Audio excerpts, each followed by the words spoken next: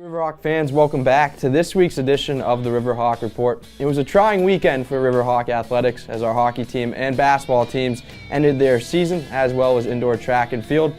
But the positive is here that spring is in the air and many spring sports already have begun. Reminder, International Women's Day is this Thursday, so wear your purple. Let's get started with no nonsense.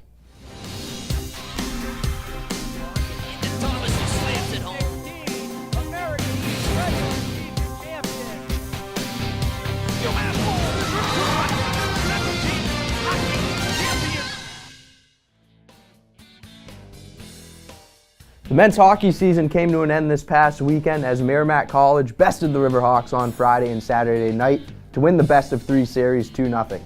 Both games went into overtime, but the Warriors found the back of the net first in both games to move on in the Hockey East tournament. Although the defending Hockey East champs run came to an end, it was one to remember, and I wish the seniors the best of luck moving forward. Before you know it, next year we'll be here. Both men and women's basketball seasons also came to an end in the America East playoffs for the first time since the transition to Division I. For the women, they opened up the women's tournament with the 8-9 play-in game down in Baltimore against UMBC, but fell 73-65. Senior Kayla Gibbs played her last game in a Riverhawk uniform, but put up a fight, tying her career high with 27 points in the loss. On the other side, the men's team had an early lead going into halftime against the Retrievers, but UMBC came back fighting in the second half to end their season 89-77. Again, I wish Jahad Thomas and Matt Harris the best of luck moving forward in their careers.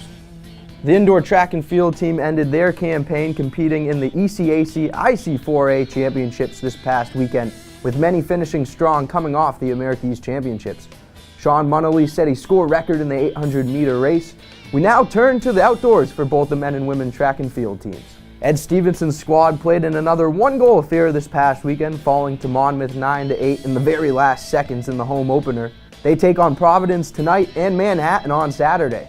The women's team opened up their road trip in New York, losing to Colgate 12-9 and challenge Iona before coming home Sunday. The baseball team took on Wake Forest for a 3-game slate and went 1-2 in their victory over the Demon Deacons, which was the program's second over an ACC opponent.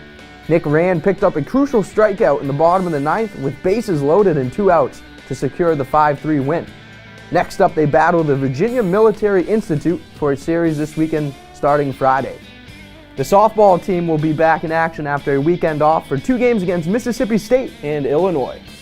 Before we get to our Circle Health Plays of the Week, fellow Riverhawk athletes and coaches remind us to #PressForProgress. Celebrate women's achievements. Celebrate Women's Achievements. March 8th is International Women's Day. #PressForProgress. Challenge bias and inequality. March 8th is International Women's Day. #PressForProgress. Be a voice against violence. March 8th is International Women's Day. #PressForProgress. Champion women's advancement. March 8th is International Women's Day. #PressForProgress. Campaign for Women's Education. March 8th is International Women's Day. #PressForProgress. Be Bold for Change. March 8th is International Women's Day. #PressForProgress. Be Bold for Change. March 8th is International Women's Day. #PressForProgress. We can all play a part. March 8th is International Women's Day. #PressForProgress. Please join the entire UMass Lowell community in celebrating International Women's Day on Thursday, March 8th. Visit GoRiverhawks.com/Women's Day for more information on how you can press for progress with us.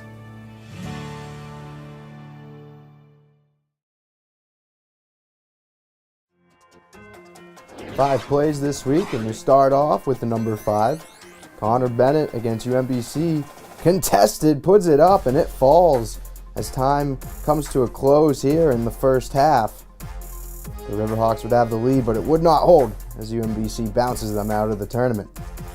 Number 4, men's lacrosse. What a shot here by Austin Lane through traffic in the swim move. Take another look, and then full extension, he rifles it. We'll see another play later in the game. Number 3, Hockey East first round. A big goal needed for the Riverhawks, down 2-1. And Connor Wilson finds the back of the net. A nice feed here from Anthony Baxter. A goal that was needed for the Riverhawks.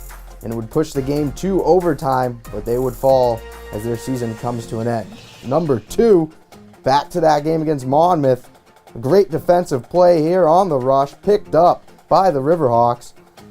threaded on over to Terrell, who finds Phillips, who finds the pocket and the score for the Riverhawks in their 9-8 loss. And our number one play of the week, Wake Forest taking on the Riverhawks. Fly out here to left field, and Cam Climo gets underneath it. And then a nice throw here to Passatempo, who gets the tag out, throw him out, tag him out, a double play for the Riverhawks. They would lose the series finale to Wake Forest. And those are your Circle Health plays of the week. Thanks again for tuning in to this Riverhawk Report, and make sure you wear purple on Thursday to celebrate International Women's Day. On behalf of the Riverhawk Network, I'm Ben Nahn.